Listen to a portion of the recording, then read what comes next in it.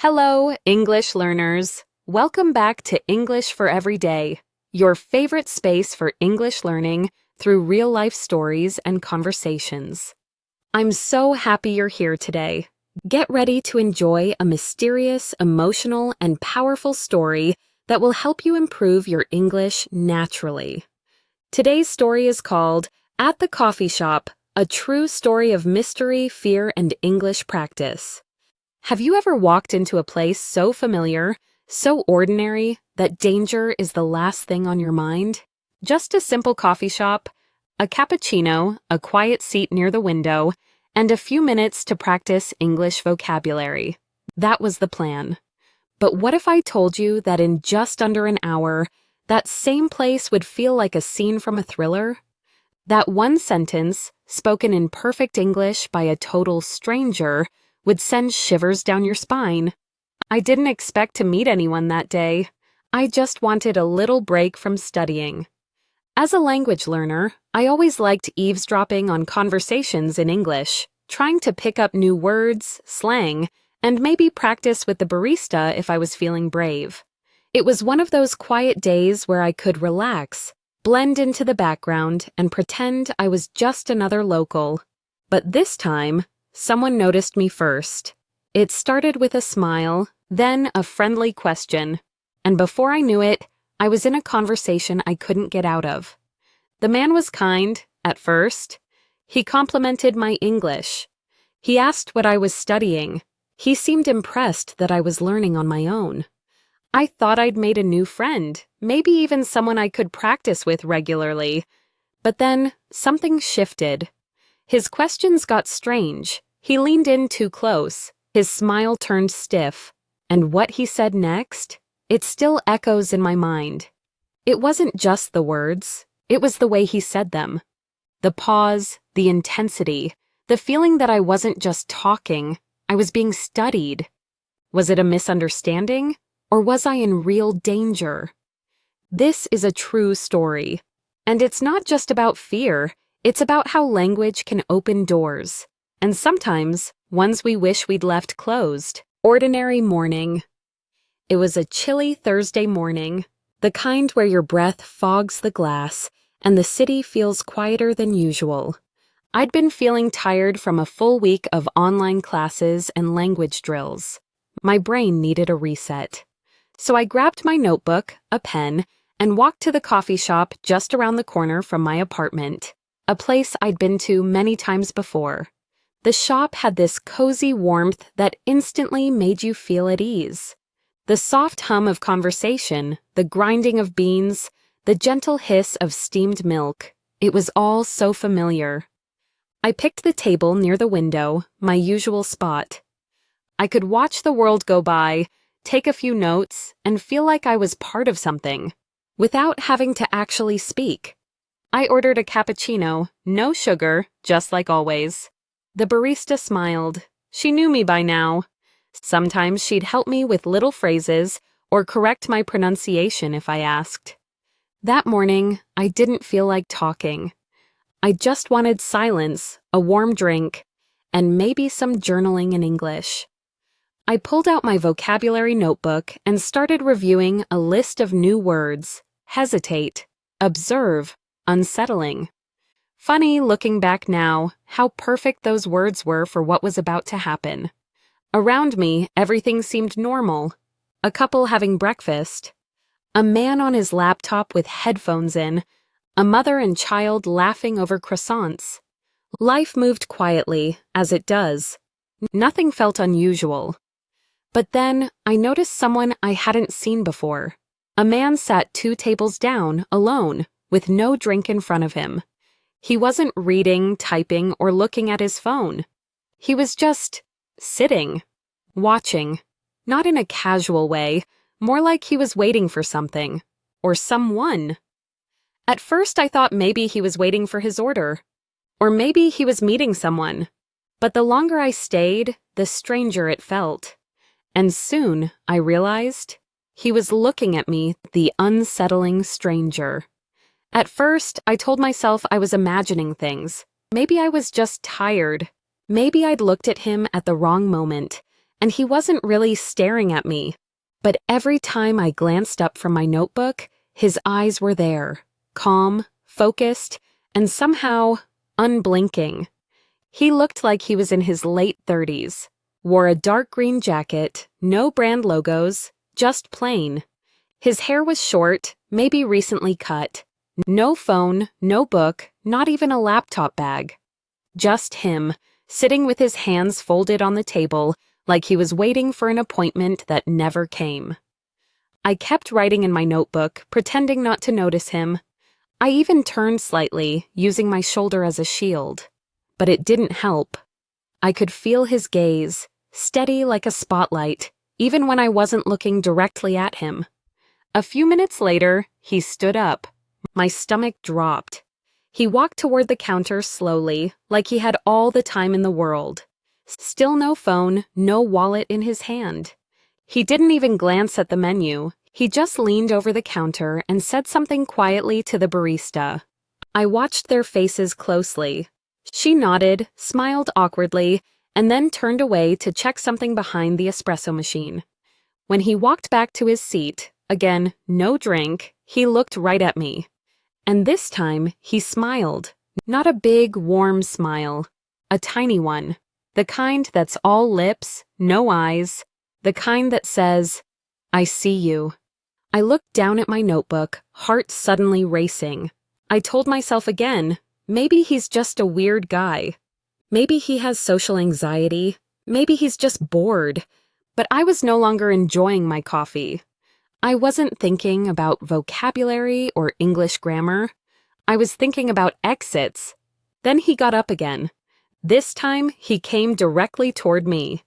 He stopped right at my table, and with perfect pronunciation, he said, "Excuse me, are you studying English?" I froze. My instinct was to lie, to say no, to just nod and look away. But my ESL teacher had always told me, when someone speaks to you in English, use the opportunity. So I smiled politely and said, "Yes, I'm practicing." His eyes lit up like he'd just found something valuable. "That's amazing," he said. "It's very important. Language connects people, don't you think?" I nodded. "Yes, it does." "Where are you from?" I told him. "And do you come here often? Do you usually sit alone?" That's when I felt it. A subtle shift, a tension underneath his words. They were just casual questions, but something about the way he asked them felt rehearsed, as if he was ticking boxes off a mental checklist. Not curious, strategic. I answered carefully, gave short replies, didn't mention I lived nearby. He sat down without asking. Right there, across from me, uninvited. I felt my body stiffen. I kept smiling, but inside I was calculating. Should I stand up? Should I call the barista? Should I go to the bathroom and leave through the back? And the worst part, he kept talking. The English conversation. I kept telling myself, stay calm. Just talk. Be polite.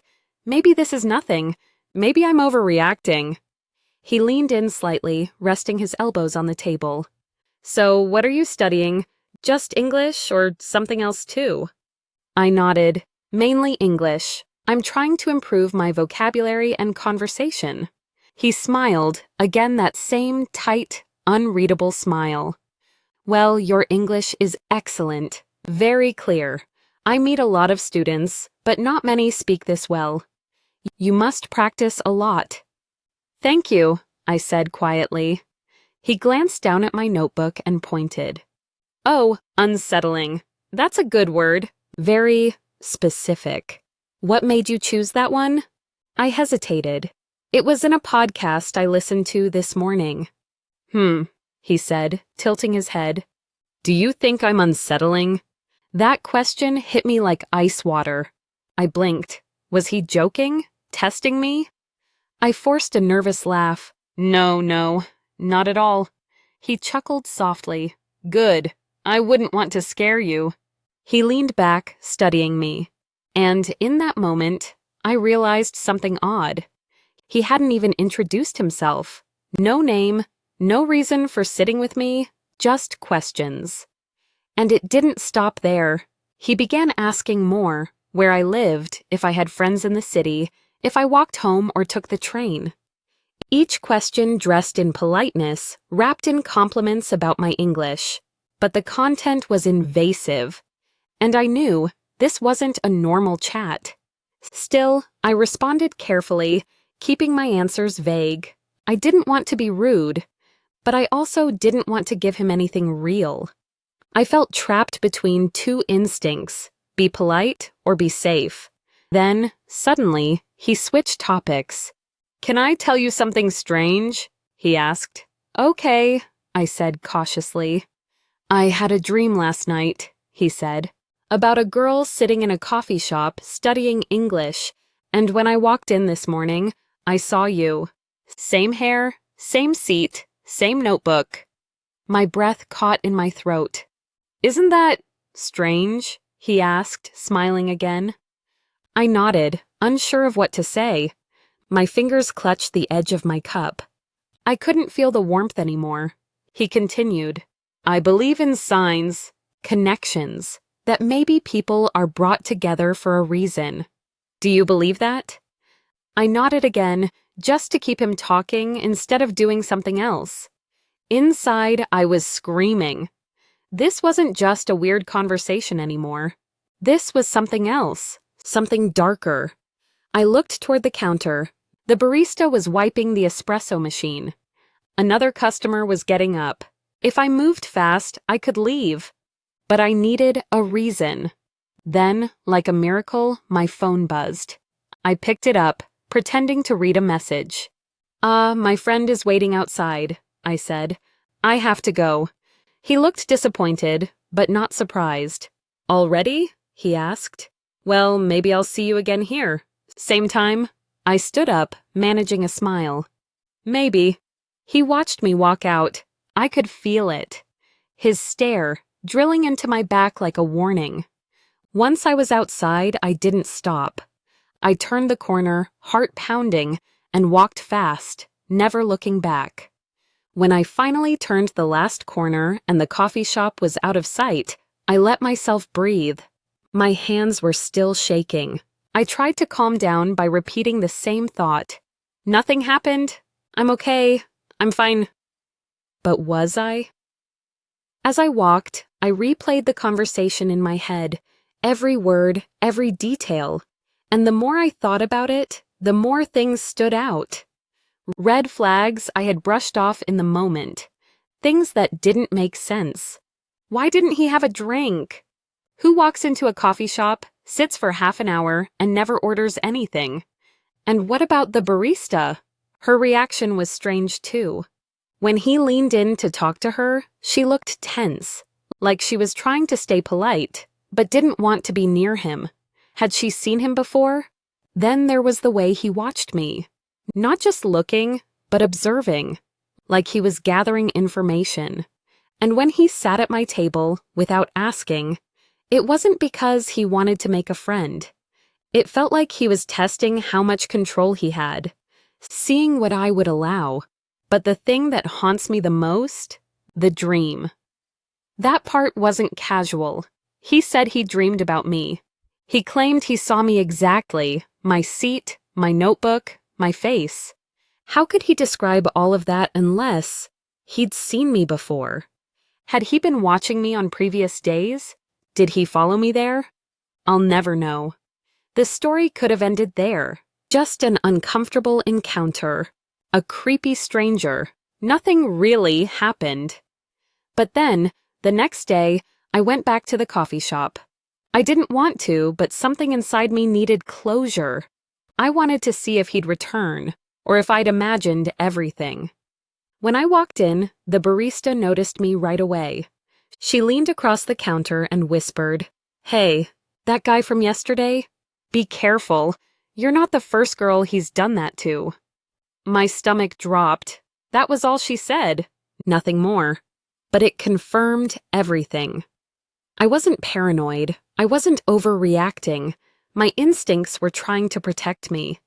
And now, the whole conversation echoed differently in my mind. His questions, his timing, His silence before speaking, it was all intentional, calculated. And the scariest part, he used kindness, politeness, compliments. He spoke perfect English, and that made it even harder to see the danger. The rest of that day, I couldn't stop thinking about it. The stranger's face, his questions, the way he looked at me like he knew something I didn't. And I kept asking myself the same thing over and over. Was I overreacting? What if he was just a lonely person trying to make conversation? What if I had judged someone too quickly just because they didn't follow the normal script? But every time I tried to give him the benefit of the doubt, something inside me resisted. My body had reacted for a reason. The tension, the discomfort, the instinct to leave. It wasn't a random feeling. It was a warning, a survival reflex. That's the thing about real fear. It's not always dramatic. Sometimes it's quiet, subtle, a whisper in your gut that says, something isn't right. I thought about how polite he was, how perfect his English sounded, how easily he used language to blend in, to build trust. And I realized this experience taught me more than just new vocabulary. It showed me the power of intuition, and how politeness shouldn't be stronger than self-protection. What scared me most wasn't that something did happen. It's that it could have. If I had stayed 5 more minutes, if I had told him where I lived, if I had answered one more question. I keep thinking, what was his goal? To follow me? To find out where I lived? Or just to test how far I would go without saying no? I'll never know. And maybe that's a good thing, because the truth is, even if I misunderstood his intentions, I'd rather be safe than sorry. I'd rather walk away from a maybe than ignore a clear signal from my instincts. And for anyone learning English or living in a new place, it's okay to protect your space. You don't owe anyone a conversation just because they're polite, especially when their smile feels like a mask. In that coffee shop, I didn't just practice English, I practiced courage. Looking back, that coffee shop moment changed more than just my day. It changed how I see the world and how I see myself. I used to think practicing English meant reading textbooks or watching videos. But that morning, I learned something deeper. Real conversations aren't always safe, and not everyone who speaks your language speaks with good intentions. It's okay to trust your gut, even if it feels uncomfortable, even if someone's smiling, even if they seem nice. You're not rude for setting boundaries. You're not dramatic for walking away. You're smart. I also realized how powerful language is. It can connect us, teach us, empower us, but it can also be used to manipulate. Knowing English gave me the confidence to handle the situation, to exit calmly, to protect myself while staying in control.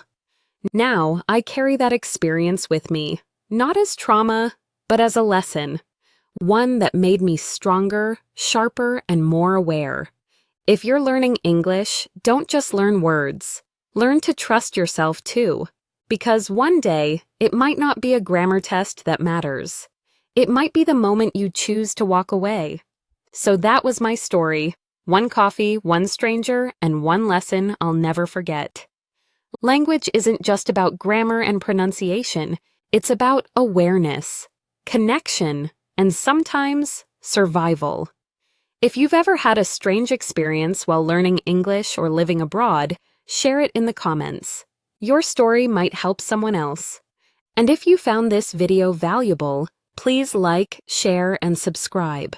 It means a lot, and it helps more people find these real, important stories. Thanks for listening. Stay safe, stay curious, and always trust your instincts, even in perfect English.